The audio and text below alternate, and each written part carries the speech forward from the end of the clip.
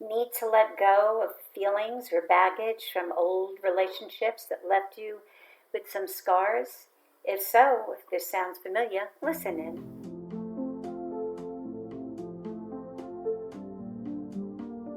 Hi, I'm Carol Bettino, a psychotherapist and the author of Better Choices, Better Life, and Directions, Your Roadmap to Happiness. I received a letter that was more like a comment than a question, but I'd like to share it because it shows a healthy attitude about moving on, but a few things that maybe can be tweaked a little bit. It says, I'd like to share my story. I have been and still am deeply in love with a person that just left from one day to another, then ghosted me. I looked for him, I cried for him, I dreamt of him. And it's okay now. He taught me a lot. He made me become an ocean. It took time to process, and it took time to understand, but here I am, looking at the past, greeting and smiling, ready to choose and to make better choices for a better life. And it says, thank you, Carol. Thank you for the letter. First of all, losing someone you love deeply is like a death in the sense of you must grieve. What's important is how you do that.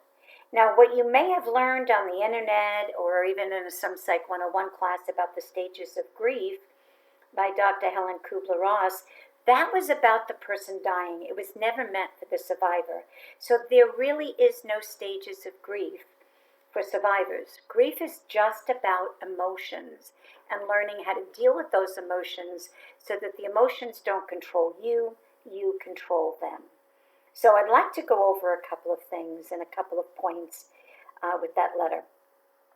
Whether the relationship ended because of a divorce, a breakup, somebody ghosted you, or even a loss of a friendship, especially a long-term friendship, there's still a healthy way and an unhealthy way to deal with it. Some of the unhealthy ways that if you pay attention to is if you're constantly having thoughts and memories about it. You don't let go of them. You keep letting them come in.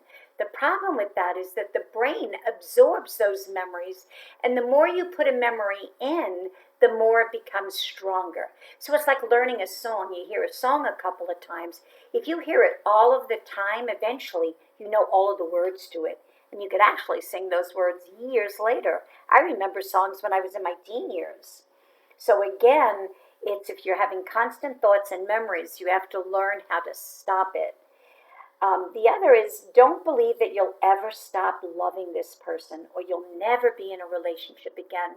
Because again, you're programming your brain to believe that that love was so great and so perfect and so wonderful that you can never ever love somebody else like that, or that you could never stop loving that person. If that's the way you're going to program your brain, you're right. But I would tell you, stop. Don't say that anymore. Don't say that I still love him. I loved what we had when it was good, but that was then and this is now. That's how you move on, is by retraining your brain that yes, I did once love him and was in love with him. That was then. This is now. I don't have to keep holding on to that. And again, I am not talking about death. I am talking about relationships that end in breakup, ghosting, friendships, divorce, whatever that may be. The other is you may have a difficult time accepting the loss. And that's because you're living in the past of what it was, but you're not accepting what it actually was in reality. And what it actually was it wasn't good enough, because if it was, you wouldn't have ended it. And if it was great and it ended, you would have both realized that, got back together, and worked things out through communicating and finding out what was wrong so that you can correct it and move on. The other is the inability or unable to function or engage in daily activities. Once you start avoiding people, avoid socializing, you're not moving on. And that is never healthy, no matter what it is you're grieving.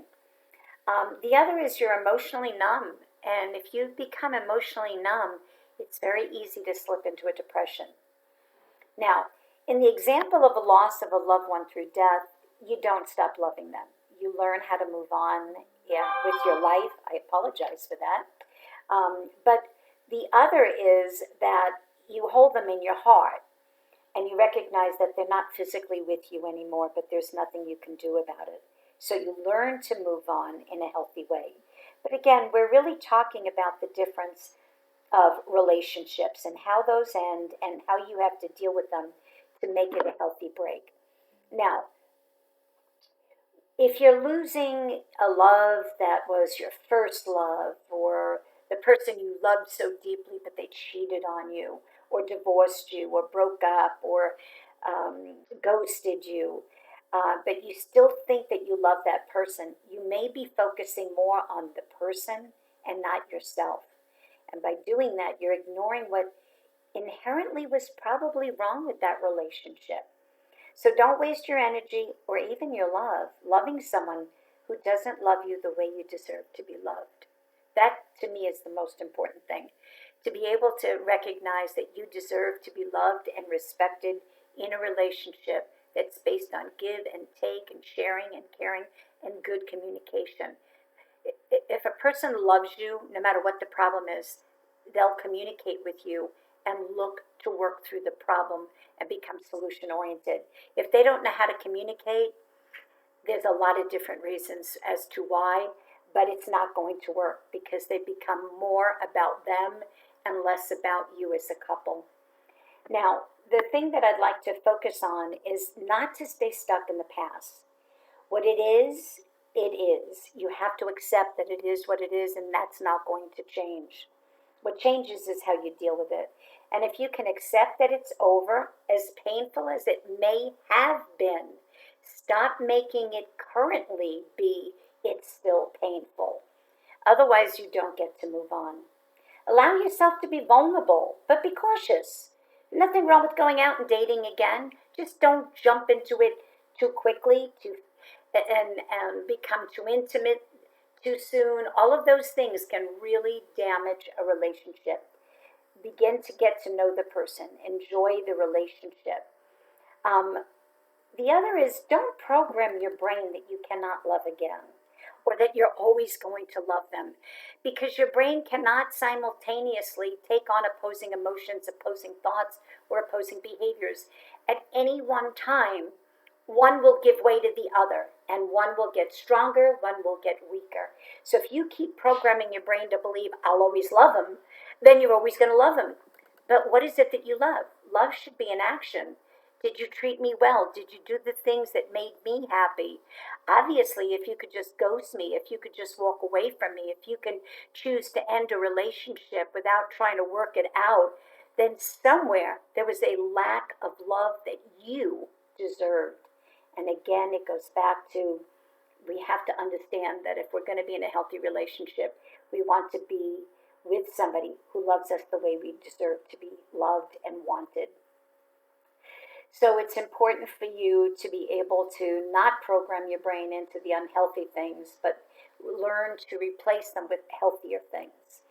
Don't totally blame yourself also if the relationship ends. No matter what mistakes you made, it still takes two. And if the other person chooses not to communicate and work it out, that problem isn't going to change.